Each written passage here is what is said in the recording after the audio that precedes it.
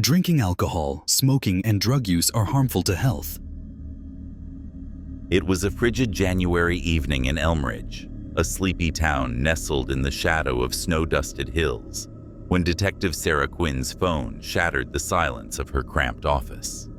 The call came at 9:47 p.m., urgent and clipped, from dispatch. Lucas Meyers, a 32-year-old tech entrepreneur, had vanished from his luxury apartment in the heart of downtown.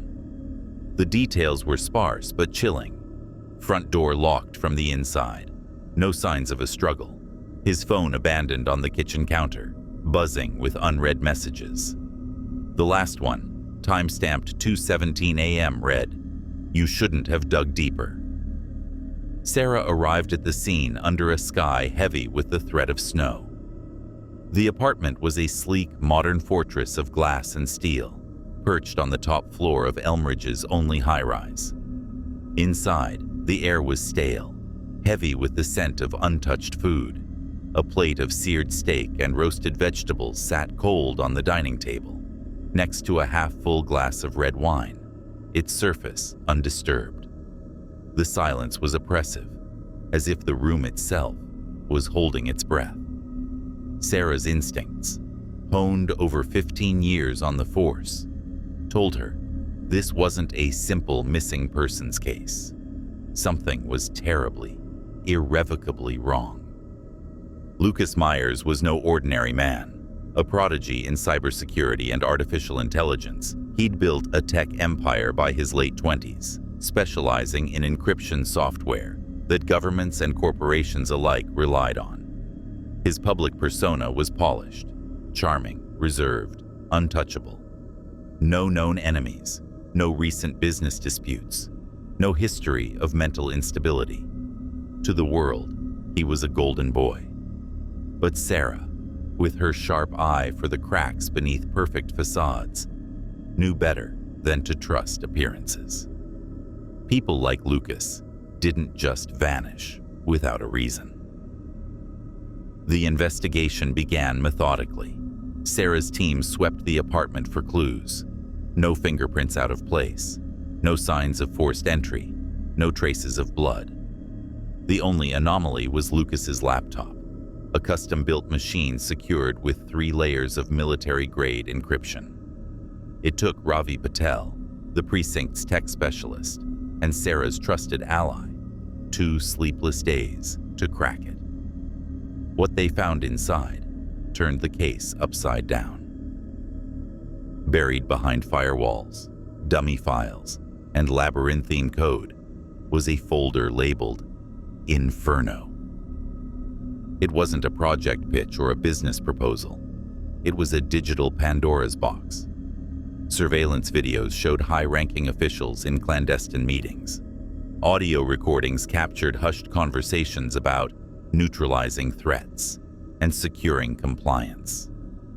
Documents outlined a covert operation called Project Inferno, run by a shadowy group known only as the Veil. Their mission was chilling, a black ops surveillance program designed to monitor dissent, manipulate elections, and eliminate anyone deemed a threat to national stability.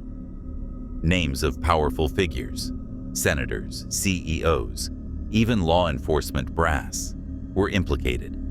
Their secrets laid bare in Lucas's meticulously gathered evidence.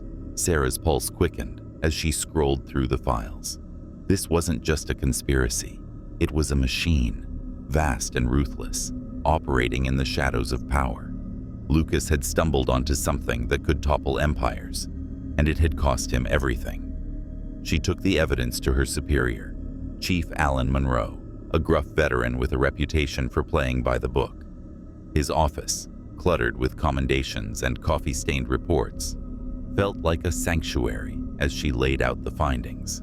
Monroe's face remained unreadable as he listened, his fingers drumming softly on the desk. "This is explosive, Sarah," he said finally, his voice low. "I'll handle it with discretion. Get some rest. You've done enough for now." She should have known better than to trust him.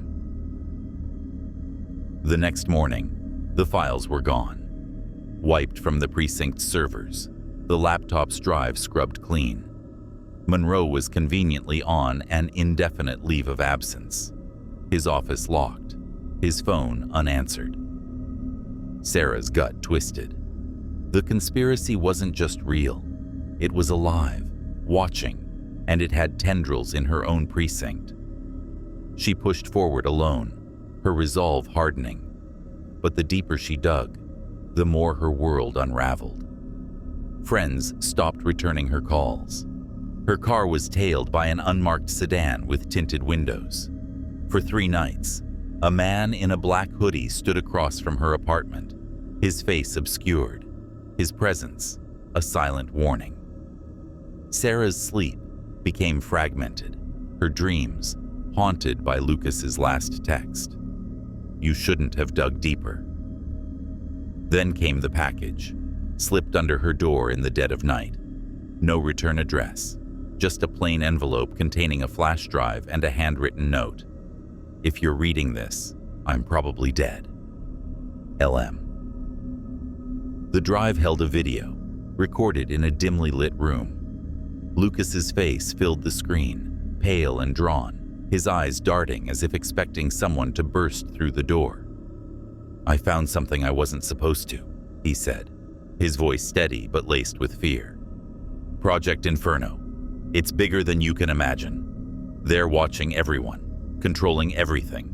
I got in through back doors in government servers, but they know I know. Someone close to me. Someone I trusted. They're part of it." He leaned closer to the camera, his voice dropping to a whisper. "Sarah, if you're watching this, trust no one. Not even the ones wearing a badge." Sarah's mind raced. Who could Lucas have trusted? She narrowed it down to 3 people in her orbit, each with access, motive, and opportunity. Ravi Patel, the tech specialist who'd cracked Lucas's laptop. Brilliant but guarded, Ravi had a knack for uncovering digital secrets.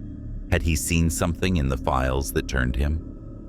His late-night hours at the precinct and cryptic comments about knowing too much gnawed at Sarah's suspicions. Detective Ethan Grayson, her ex-partner of 5 years. Their partnership had ended after a case went south, leaving a rift of unspoken resentment. Grayson was ambitious, with ties to high-ranking officials. Had he been bought by the veil, or was his bitterness towards Sarah enough to make him betray Lucas? Chief Alan Monroe, the man who'd promised to handle the evidence. His sudden disappearance was too convenient, his authority too absolute. If anyone could orchestrate a cover-up, it was him. With no hard proof, Sarah's paranoia grew. She started carrying a hidden blade in her boot, a habit from her undercover days. She stopped using her phone, switching to burners. Every shadow felt like a threat. One night, driven by a hunch, Sarah followed Grayson. He'd been acting strange, avoiding her gaze, leaving the precinct at odd hours. She tailed his car to a derelict warehouse on the outskirts of Elmridge, its windows boarded, its walls stained with rust. Hiding in the shadows, she watched as Grayson met a woman, tall, with sharp features and a cold, commanding presence. He handed her a stack of files, their exchange brief and tense. A black SUV idled nearby, its engine humming, windows too dark to see inside. Sarah's heart pounded. She reached for her phone to snap a photo, but before she could, a gloved hand clamped over her mouth. Chloroform fumes overwhelmed her senses, and the world went black. She woke, tied to a chair in the warehouse, a spotlight blinding her. Footsteps echoed in the darkness, deliberate and slow. Then a voice, familiar, gravelly, cut through the silence. "You should have left it alone, Sarah." Chief Monroe stepped into the light, his face etched with regret, but no remorse. "You're good," he said, circling her like a predator. "Too good." But this is bigger than justice. He spoke of the veil as if it were a necessary evil. Project Inferno, he claimed, wasn't about power. It was about stability. Lucas had threatened to unravel a system that kept the world from chaos.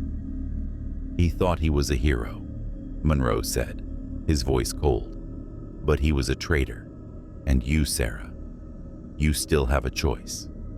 They offered her a deal. Walk away, forget Lucas, bury Project Inferno. In return, she'd live, refuse, and she'd disappear like he did. Sarah didn't answer. Her mind raced, calculating.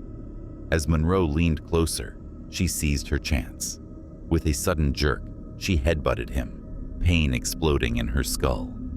Using the momentum, she slammed the chair against the floor, splintering its frame. The hidden blade in her boot sliced through her bonds. Gunfire erupted as she dove for cover, bullets chewing through crates and metal. She clutched the flash drive, still tucked in her coat, and bolted for the exit, blood seeping from a graze on her arm. The woods beyond the warehouse swallowed her, their darkness her only ally. 3 weeks later, the world shifted. An anonymous video file flooded every major news outlet, social media platform, and dark web forum. It was Lucas's archive. Every document, every video, every name. Project Inferno was laid bare. Surveillance logs, financial trails, recorded confessions. The public reeled as names of untouchable figures. Senators, tech moguls, police chiefs were exposed. Protests erupted. Congressional hearings were called. The government issued denials, but the evidence was irrefutable. Chief Monroe was arrested in a pre-dawn raid, his face grim on every news channel. Detective Grayson vanished, his apartment cleared out, his trail cold. The woman from the warehouse was found dead in a Berlin hotel room, a single gunshot wound to the head, ruled a suicide, though conspiracy theorists on X claimed it was a hit. Posts swirled with speculation, some calling her a whistleblower, others a veil operative. And Sarah? She was a ghost. Some say she fled to South America, living under a new name in a coastal village, her days spent watching the horizon. Others believe she's still out there, a shadow dismantling the veil's remnants, one secret at a time. On X, users debate her fate, some hailing her as a hero, others warning she's still a target. What no one disputes is the truth she unleashed. Justice, in the end, didn't come from the system. It came from a woman who dared to defy it, a detective who refused to look away, and a truth too explosive to be contained.